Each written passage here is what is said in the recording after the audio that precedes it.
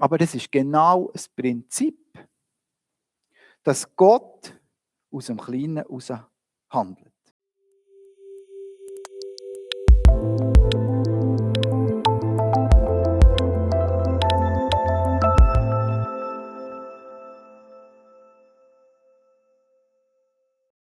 Ich darf euch einladen, mit mir in den Text einzusteigen.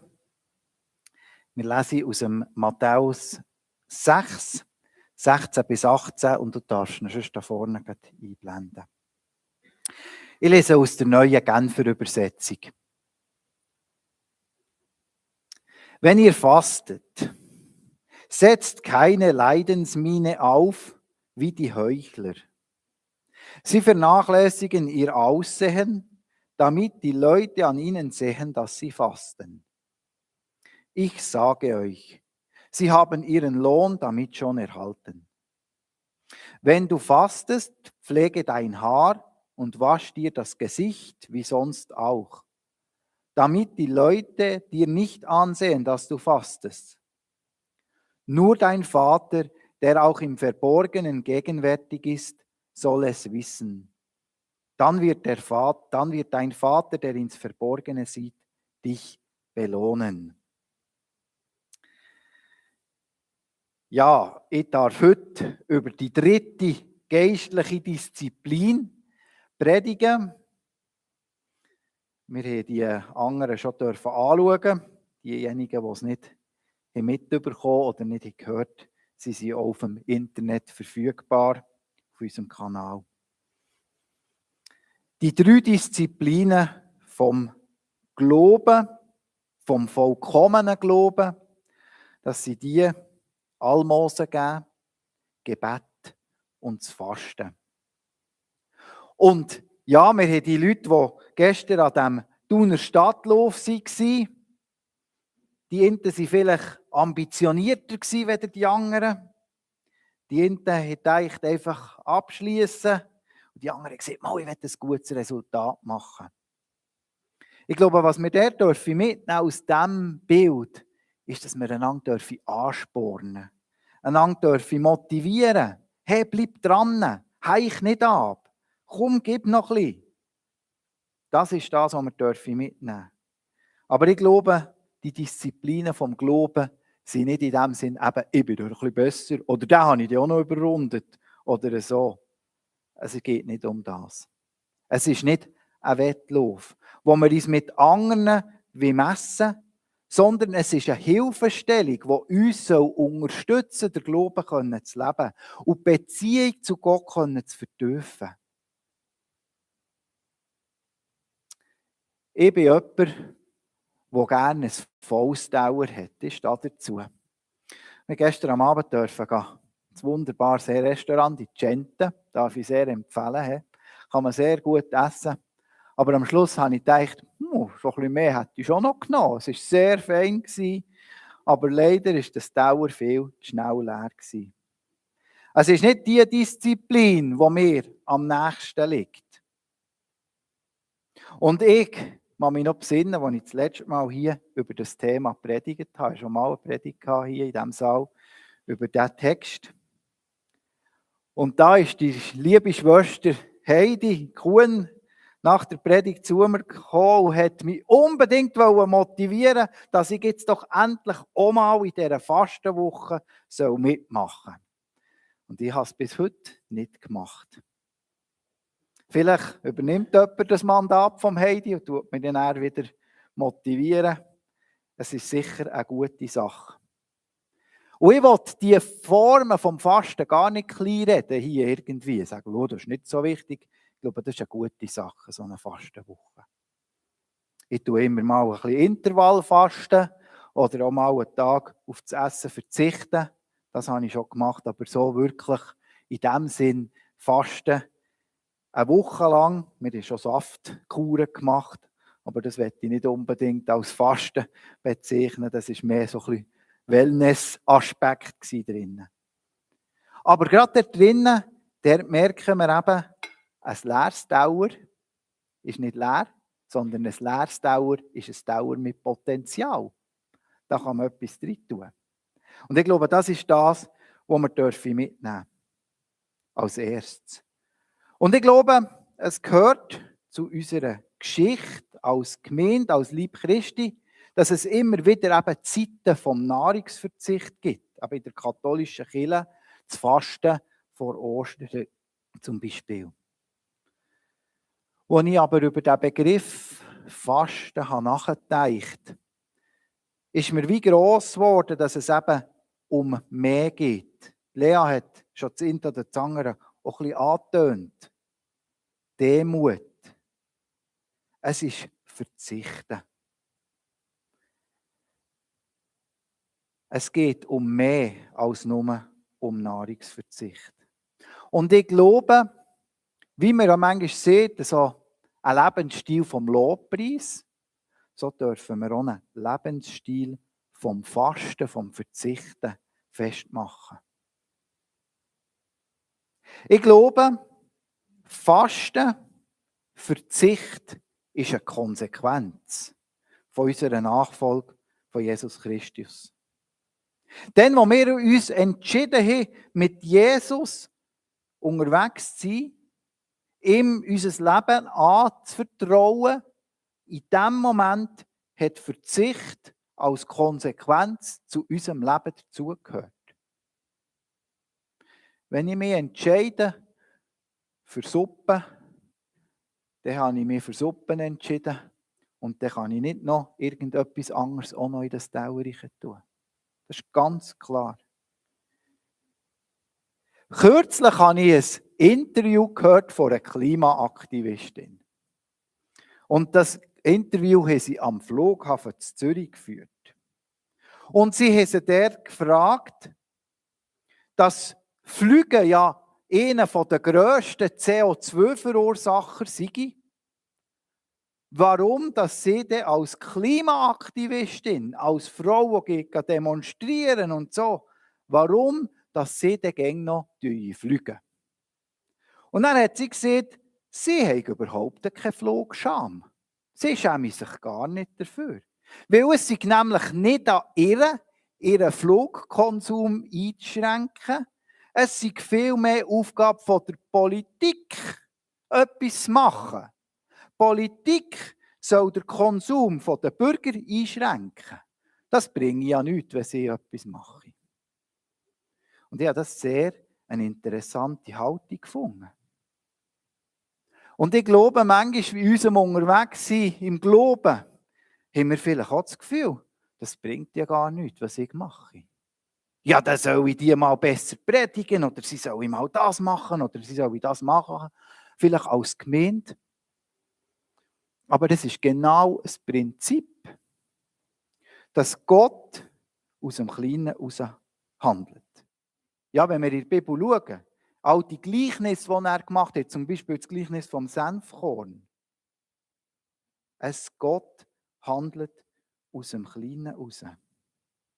Wenn etwas im Grossen verändert werden soll, dann fängt es im Kleinen an. Das ist die Wahrheit. Und nicht, dass etwas vom Grossen muss verändert werden und dann ins Kleine hineingehen. Jesus ist uns da ein Beispiel. Also zuerst einmal, er ist eigentlich der in der Vollkommenheit gefastet hat. Er hat das Himmelreich verlassen, er ist auf die Erde gekommen, für mit uns unterwegs zu sein. Also das ist Verzicht total. Und hat er sich aber hier auf dieser Erde beschränkt, mit einer Gruppe von Menschen unterwegs zu sein. Es sind 3 im Kern, dann 12 in einem etwas erweiterten Kern und dann hat es noch weitere dazu gehabt, aber es war beschränkt auf eine Gruppe. Aber genau aus dem heraus hat er die weltverändernde Botschaft, das Evangelium, hat sich aus dieser Gruppe heraus auf die ganze Welt verbreitet. Mir ist ja der Apostel Paulus in den Sinn gekommen.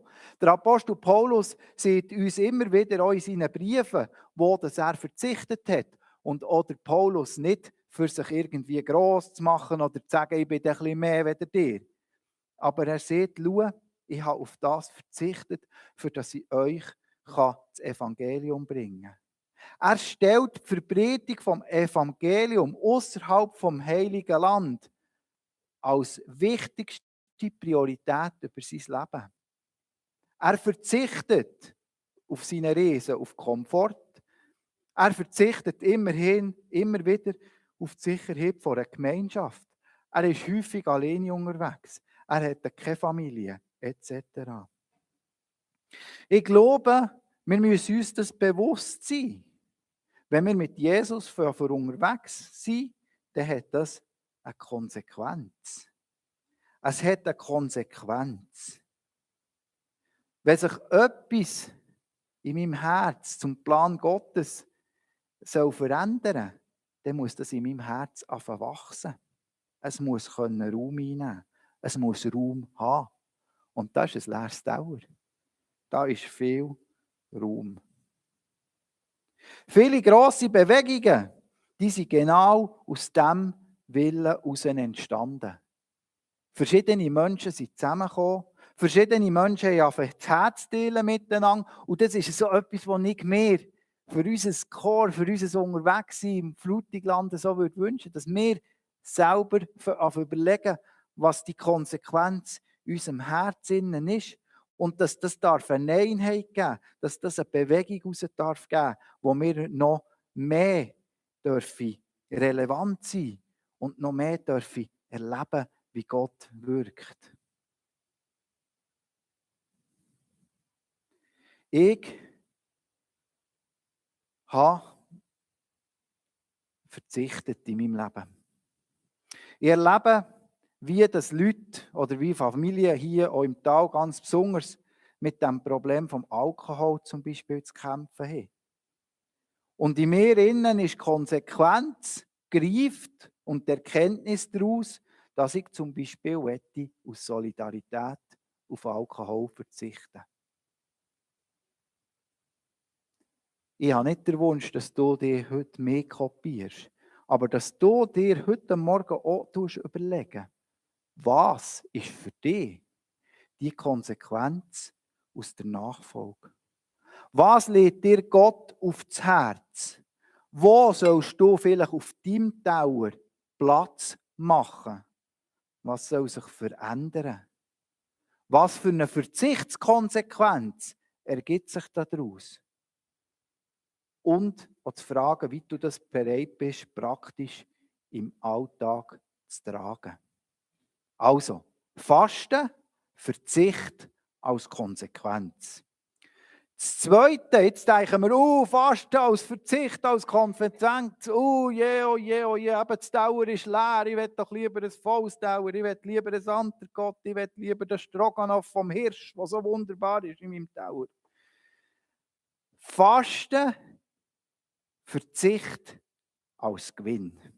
Eben, es ist ein Potenzial da. Nicht das leere Dauer, sondern das Potenzial vom leeren Dauer. Im Austausch mit anderen erlebe ich auch gerade am Thema Alkohol, dass viele, auch gerade so manchmal in der Feuerwehr, Kollegen sagen, ja, aber du hast doch, und auf was verzichtest du da und so, dass mich vielleicht andere bedauern. Und das ist genau das, was hier Jesus sieht.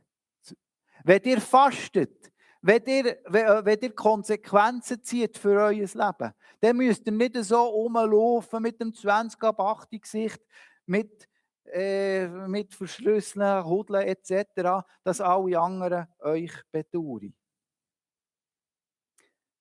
Es ist nämlich interessant. Mittlerweile haben wir recht eine grosse Werbeindustrie. Und die Werbeindustrie, die investiert Geld rein, uns aufzuzeigen, dass im Verzicht kein Gewinn für unser Leben ist. Das ist die Aufgabe der Werbeindustrie. Weil wenn die Werbeindustrie würde sagen, ja, du bist schon ein Hübscher, ohne dass du meine Zahnpasta brauchst, das wäre ja unlogisch, oder? Also müssen sie sagen, du brauchst die Zahnpasta, dass du noch ein schöneres Lachen hast. Du brauchst die Gesichtscreme, dass es noch mehr glänzt. Du brauchst etc. Ihr wisst es. Verzicht scheint kein Gewinn zu sein. Aber wie auch in anderen Disziplinen von der Nachfolge, heisst es so hier in diesem Text, er wird dich belohnen. Also wir haben das schon beim Betten gesehen, wir haben es beim Almosen gesehen. Gott sieht in unser Herz, er kennt unsere Motivation und er will diese Motivation belohnen. Wir sollen versorgt sein. Und unser Lohn, das wird in der Ewigkeit das sein, wo wir in Fülle dürfen, wo wir uns daraus dürfen freuen drauf. Es wird dort in der Fülle offenbar werden. Aber was ich für mein Leben wie definiert habe, ich will nicht mein Leben auf die Ewigkeit raus vertrösten. Und ich darf hier erleben, wie Gott mich versorgt. Ich habe euch ein Beispiel. Ich sage meiner Frau immer wieder, weisst du, dass ich mich für dich entschieden habe, das war nicht so schwierig gewesen. Aber ich bin mir bewusst worden, dass ich vielleicht 4 Milliarden andere Frauen einfach ausgrenze aus meinem Leben. Weil ich mich für dich entschieden habe. Das ist eine Konsequenz. Und ich darf da eine Vertrautheit und eine Intimität in meiner Ehe erleben, wo gerade aus dem herauskommt, dass ich darauf verzichte, mir außerhalb von meiner Ehe zum Beispiel sexuelle Erfüllung zu beschaffen. Und da wird viel auch so gesagt, oh ja, es ist halt nicht mehr ganz das gewesen und so, und dann bin ich halt ein bisschen über den Zaun grasen oder so. Ich glaube, da liegt der Wert drin. Für mich in Gottes Wort zu vertiefen, darf ich darauf verzichten, mich von anderen Sachen abzulenken. Und das ist manchmal recht schwierig. Ihr wisst, das Gerät, das wir alle im Hosensack haben, und dann manchmal möchte ich heute ein WhatsApp schreiben oder heute das ist mir noch in den Sinn gekommen, oder das war noch das Telefon gewesen, und dann nimmst du es vor und dann leuchtet es da und dann leuchtet es hier und dann leuchtet es da und eine Viertelstunde später weißt du gar nicht mehr, wieso das Gerät eigentlich hast in die Hand genommen. Wir dürfen verzichten, für Raum überzukommen, und das darf ein Gewinn sein. Ich habe interessant gefunden, als ich mich mit dem Begriff Fasten auseinandergesetzt habe, mit was das verwandt ist. Und die Wortwurzeln von Fasten, das heisst eigentlich nüchtern sein, oder? Und das ist jetzt etwas, was so wunderbar hier im Tal innen, oder? Das Morgen nehmen heisst das Nüchtern. Also, das ist die erste Mahlzeit. Wir beenden unsere Nüchternheit vom Magen beenden, in diesem Sinn. Fasten, nüchtern sein, aber auch einen klaren Verstand haben. Das sind alles Worte, die im Griechischen die ähnlichen Wortwurzeln haben. Und so liegt für mich der Gewinn vom Fasten und vom Verzichten auf der Hand. Im 1. Petrus heißt es zum Beispiel, 1. Petrus 5,3, seid nüchtern, das hat der Luther so schön übersetzt. Seid nüchtern und wacht. Also ihr sollt wach sein und dafür sollen wir eben einen klaren Kopf haben. Oder im 1. Thessalonicher schreibt der Paulus, Kapitel 5, Vers 8, wir wollen nüchtern sein, auch wieder Luther-Übersetzung, er nimmt halt die Worte so vor. Wir wollen nüchtern sein, angetan mit dem Panzer und bereit sein, für Widerstand gegen das Böse zu leisten. Also das ist ein Gewinn. Verzichten und Fasten. Eine Konsequenz, ein Gewinn. Und das Dritte ist, es ist freiwillig. Es ist im Fall freiwillig. Als ich mir überlegt habe, dass ich von meiner landwirtschaftlichen Karriere, dass Gott mich auch wette als Heilsarmee-Offizier, habe ich einen Kamerad getroffen und der hat mir immer wieder erklärt, was ihn das alles gekostet hat, Heilsarmee-Offizier zu werden. Und er hat mir beschrieben, was für eine wundervolle Karriere er gemacht hat, wäre er nicht Heilsarmee-Offizier geworden. Ihr kennt der Hätti und der Wetti und der Würde und der Täti, den kennt ihr. Und das bringt gar nichts. Es ist so, wenn wir uns für einen Weg entscheiden, dann ist ein anderer Weg für uns verschlossen. Aber in dem, dass wir uns entscheiden, da drinnen liegt Freiwilligkeit. Es ist freiwillig. Es hat keinen Sinn, dass wir uns überlegen, was dass wir jetzt gezwungen werden zu tun und was dass wir dann eventuell eben nicht könnten tun und wie schmerzlich doch der Verlust ist. Ja, ich weiss, wenn wir vielleicht den Fokus auf frühere Jahre legen, das ist vielleicht noch gar nicht so lange, es muss gar nicht das Mittelalter sein, wie ich es jetzt hier in meinen Notizen geschrieben habe, da hat es mehr Sachzwänge gegeben. Das ist mir bewusst. Es war klar, dass der Sohn ins Gewerbe vom Vater einsteigen musste. Aber wir erleben ja immer wieder die Geschichten, wo wir eben sehen, dass vielleicht jemand geflüchtet ist, davon ist, in ein Kloster eingetreten ist. Und da ist mir ganz besonders auch die Geschichte vom heiligen Franziskus in den Sinn gekommen. Es gibt jetzt auf Bibel TV mal so einen Film gegeben von seinem Leben. Und er ist der zuletzt Blut da gestanden.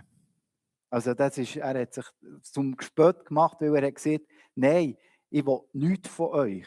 Und dann haben sie ihm zuletzt gesagt, ja, aber sogar die Kleider, die du anhast, sind von uns, also von unserer Familie, vom Reichtum von unserer Familie. Und er hat alle Kleider abgezogen und hat gesagt, alles weise ich zurück. Ja, auch da eine Konsequenz, aber sie ist freiwillig.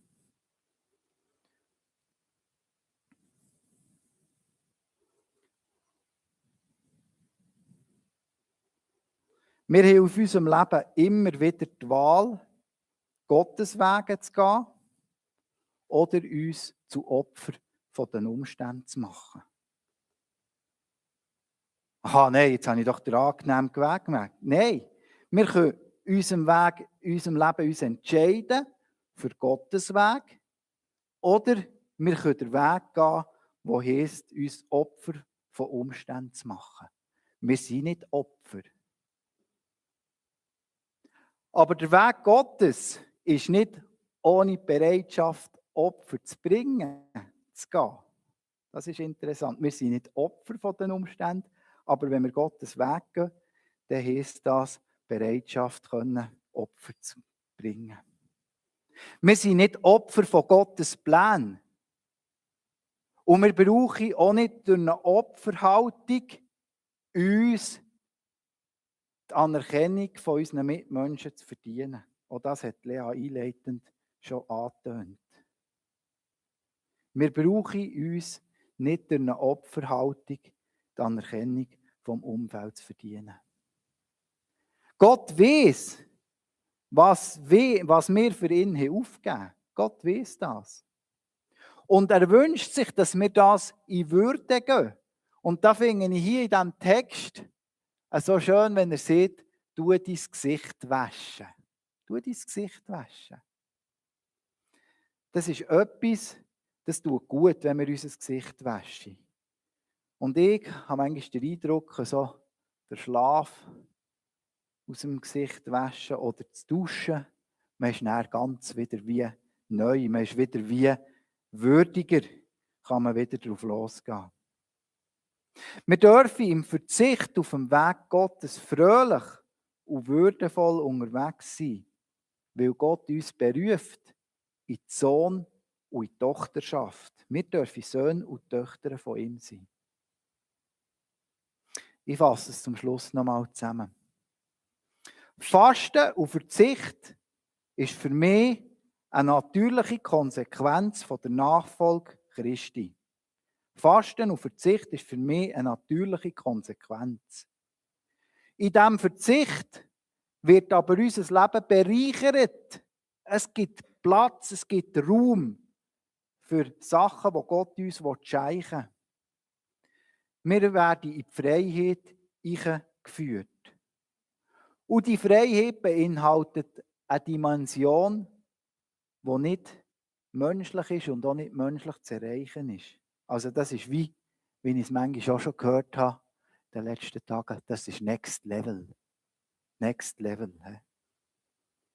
Im Philipper 4, Vers 7 heißt es, und der Friede Gottes, der höher ist als alle Vernunft, bewahre unsere Herzen und Sinne in Christus Jesus. Amen.